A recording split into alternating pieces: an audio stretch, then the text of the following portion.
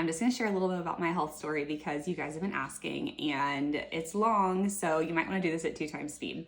So I got diagnosed with celiac whenever I was 25, but I had stomach issues for so much longer than that. I actually was diagnosed with Crohn's and IBS before they ever even came to know that I had celiac, or before I even knew that I needed to eat gluten-free. So I started having stomach problems probably when I was like between 10 and 12 years old, which is crazy to think back on that now. So many of the health issues that I had over the course of my life were all linked to gluten and nobody knew. Like I literally had the nickname dishwater diarrhea because my parents would say that I was just faking a stomach issue to go upstairs and get out of doing the dishes after we ate, but really it was the gluten. Okay, so all through high school, I had so many stomach problems. I was literally in and out of the hospital because I constantly thought that I was having a appendicitis attack whenever, now looking at it, my stomach was just always upset because of gluten, but I literally thought my appendix was rupturing. I thought I was having heart attacks. I couldn't breathe. I had horrible anxiety to the point where I had to get on medication in college because my anxiety was so out of control and so bad.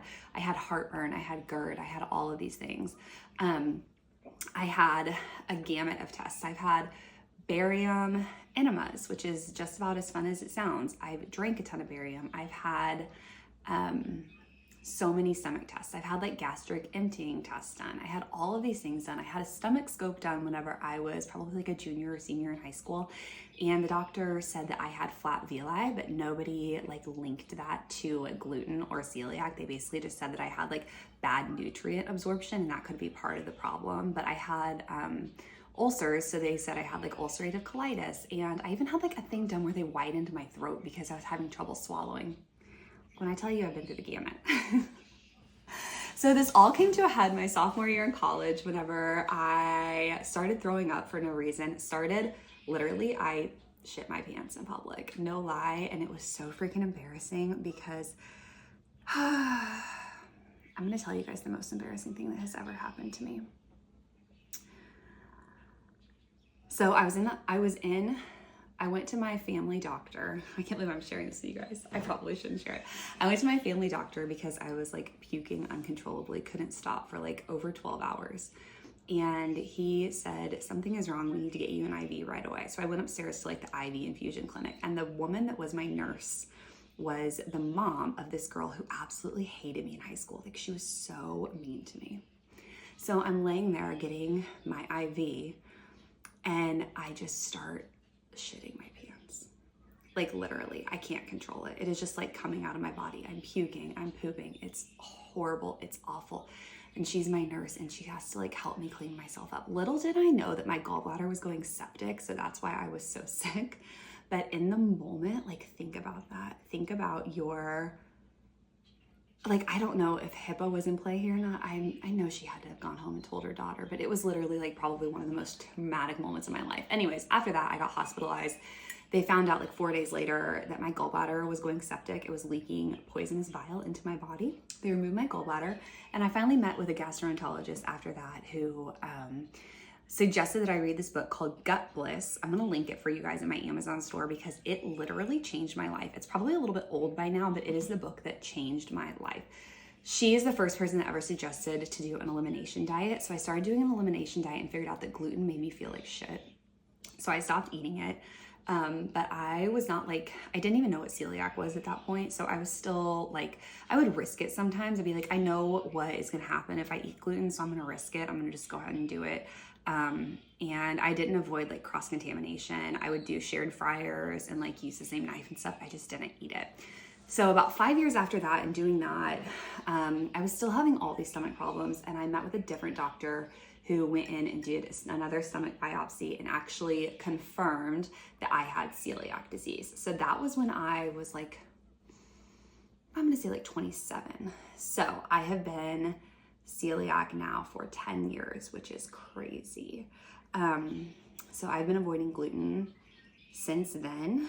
I have gotten glutened quite a few times over the years just because like as careful as you are, you still can't avoid it. Like I glutened myself. The most recent like bad glutening that I can remember whenever I glutened myself, I was actually pregnant with my son and I was terrified. I got some like breadcrumbs that the box, I swear the box of the gluten-free ones and the gluten-full ones looked exactly the same, and I just bought the wrong box at the grocery store.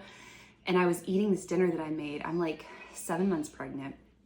Oh, wait, I think it was like, I was 5 months pregnant and I was eating this dinner that I had made and I'm like, this tastes way too good to be gluten-free. So I looked at the box and sure enough, it was gluten-full. So I panicked. Like, I did not know what to do. I absolutely panicked. I got in the car. We like were rushing to the hospital because I was like, you know, in my brain, I was like, maybe they can like pump my stomach and get the gluten out of my stomach, because I was so freaked out because I was pregnant. I didn't know what it was going to do. Anyways, it ended up being fine, but you know, I talked to my OB like the next day because I was freaking out, and he literally asked me, he's like, well, what exactly is celiac disease? Like, what exactly does it do to you? Do you just get diarrhea? And that led me to switch OBs to a different OB who got me in like the next day and ran a bunch of tests just to reassure me, to make sure that I was okay. But this is another, if you don't feel like your doctor is listening to you, or if they don't know what celiac is, get the fuck out. Like, seriously. But anyways, yeah, so now here I am today, and I've been baking and cooking gluten-free for over 10 years.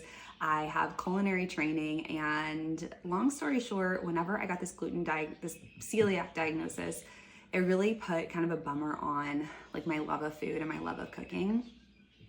But I'm not gonna let it stop me. And I just have seen it as a challenge for the last couple of years, like a new hurdle to overcome, a new challenge that I have to accept and learn. So I'm sharing everything that I know with you guys, because being gluten-free is hard enough, and trying to manage it on your own is difficult enough. So I'm here to try to help you and help share everything that I have learned over the last 10 years with you, because I love you guys and I want you to feel as confident as I feel now.